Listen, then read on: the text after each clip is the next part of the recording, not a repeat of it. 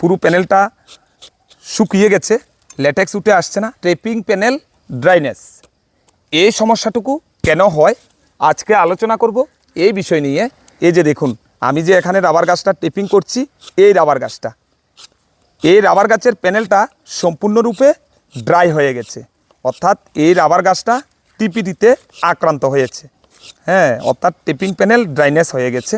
তো এটা দেখে বোঝাই যাচ্ছে যে পুরো প্যানেলটা শুকিয়ে গেছে, ল্যাটেক্স উঠে আসছে না এবং মারাত্মকভাবে শক্ত হয়ে গেছে। হ্যাঁ, আর এই যে টিপিটি, এটা কিন্তু ব্রাউন ব্রাস্টেরই একটা সমস্যা। অর্থাৎ একটা রাবার গাছে যখন ব্রাউন ব্রাস্ট হয় তখনই কিন্তু এই রাবার গাছটা টিপিটিতে আক্রান্ত হয়ে যায়। ব্রাউন ব্রাস্ট অর্থাৎ ব্রাউন, BROWN, ব্রাউন শব্দের অর্থ হচ্ছে বাদামি। আর বাস্ট, BAST, বাস্ট শব্দের অর্থ হচ্ছে অন্তবাকল। অর্থাৎ একটা রাবার গাছের অন্তবাকল যখন বাদামি হয়ে যায় তখনই কিন্তু একটা রাবার গাছের প্যানেল ড্রাই হয়ে যায়। এই যে দেখুন, আমি যে টেপিং করেছি এই বাকলের অংশটুকু আমার হাতে রেখে দিয়েছি আপনাদেরকে দেখানোর জন্য। এই যে দেখুন না, এই যে পুরোপুরি বাদামি হয়ে গেছে, আপনারা ভালোভাবে লক্ষ্য করলে সেটা বুঝতে পারবেন। হ্যাঁ, এই যে আমি তার জন্যই কিন্তু আমি এই যে লেজের অংশটা, হ্যাঁ, চ্যানেলের মধ্যে যে লেজের অংশটা থাকে এটা কিন্তু আমি উঠাইনি, একটা অংশের মধ্যে আমি উঠাইনি, যাতে করে আপনাদেরকে দেখাতে সুবিধে হয়। এই যে দেখুন না, পুরো বাদামি হয়ে গেছে। একটা রাবার গাছ টিপিটিতে আক্রান্ত হওয়ার জন্য কোনো ধরনের ছত্রাক কিংবা কোনো ধরনের ব্যাকটেরিয়া, হ্যাঁ, এই দায়ী নয়। কিন্তু এটা শুধুমাত্র আমরা যারা রাবার বাগানের শ্রমিক হিসেবে যারা আছি, অর্থাৎ যারা আমরা ট্রেপিং করছি, উপযুক্ত ট্রেপিংয়ের অভাবেই কিন্তু একটা রাবার গাছ টিপিটিতে আক্রান্ত হয়ে যায়, অর্থাৎ ট্রেপিং প্যানেল ড্রাইনেস হয়ে যায়।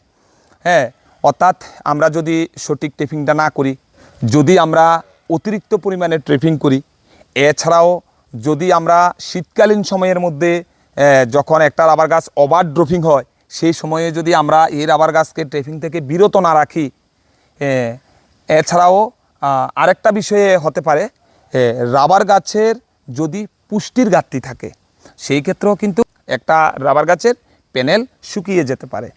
একটা রাবার গাছের পুষ্টির ঘাটতি তখনই হয়ে থাকে যখন আমরা রাবার বাগানের মধ্যে বৎসরে 2 বার সার প্রয়োগ না করি। হ্যাঁ, তো হিসাব অনুযায়ী একটা রাবার বাগানের মধ্যে বৎসরে 2 বার সার প্রয়োগ করতে হয়। প্রথমবার হচ্ছে এপ্রিল মে মাসে, অর্থাৎ এপ্রিল কিংবা মে মাস, এই 2 মাসের মধ্যে যে কোনো একটা মাসে যখনই আপনার সুবিধে হয়। আর দ্বিতীয়বার হচ্ছে সেপ্টেম্বর অক্টোবর মাসে, অর্থাৎ সেপ্টেম্বর কিংবা অক্টোবর, যেই মাসেই আপনার সুবিধে হয়। হ্যাঁ, তাই বৎসরে 2 বার সার প্রয়োগ করা উচিত।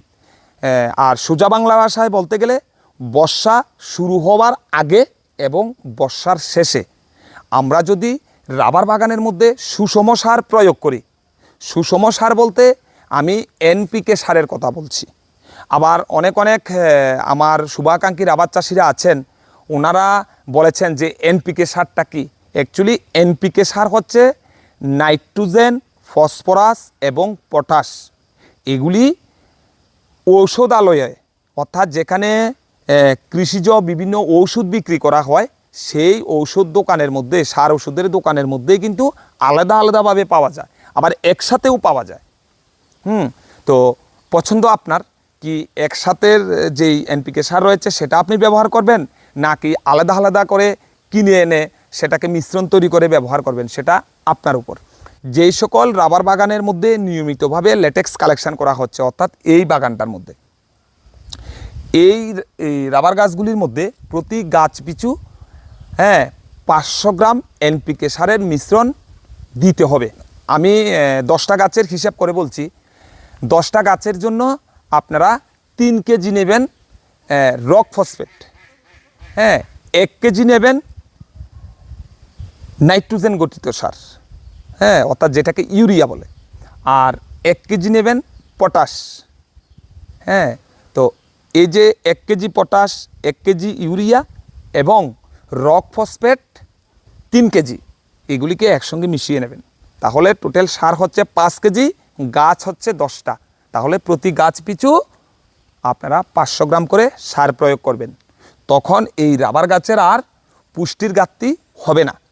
এছাড়াও রাবার গাছের কিছু কিছু ভিটামিনের প্রয়োজন রয়েছে, যেমন বোরন, আয়রন, ম্যাগনেসিয়াম, এগুলির প্রয়োজন রয়েছে। সেগুলি অতি অল্প পরিমাণে প্রয়োজন হয়, এগুলি তেমন বিশেষ করে দিতে হয় না।